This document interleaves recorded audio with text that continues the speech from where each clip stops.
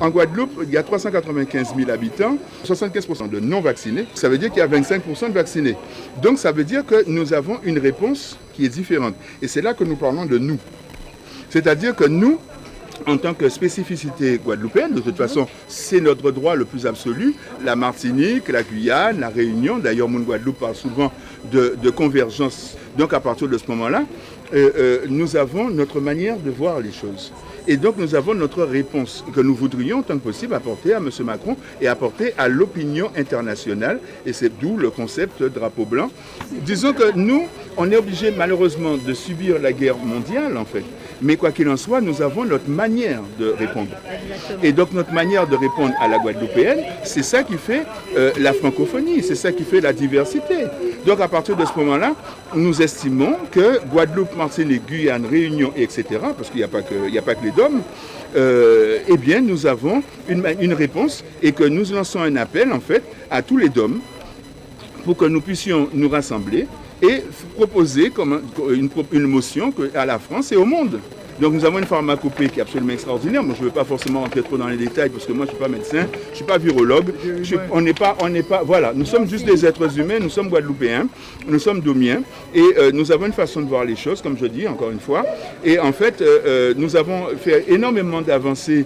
D'ailleurs, beaucoup de médicaments sont tirés de chez nous. Il ne faut pas se voiler la face. Voilà, de notre pharmacopée, de notre intelligence. Et nous venons apporter cette intelligence à la France. Donc nous ne venons pas en, comment dirais-je, en conflit avec la France. Au contraire, nous sommes français. Il faut une cohésion.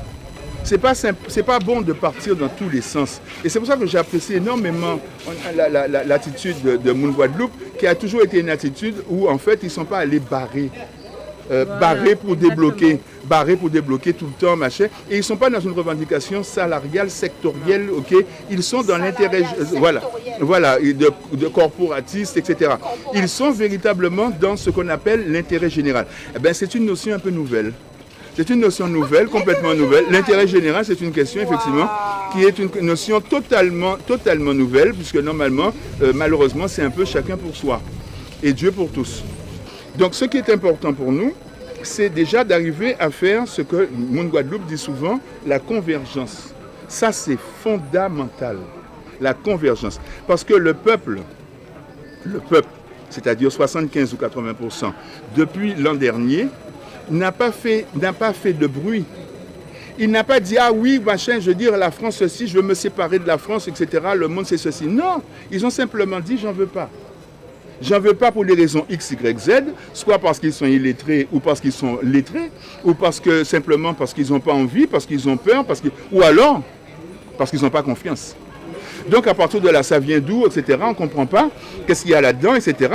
Donc à partir de ce moment-là, il faut non pas nous obliger, d'accord, parce que de toute façon, il y a la méthode coercitive qui commence déjà à se mettre en place petit à petit, la méthode entonnoir. Et je pense que ça risque en fait finalement de ne pas forcément bien fonctionner. Nous avons une agression, la France aussi est agressée.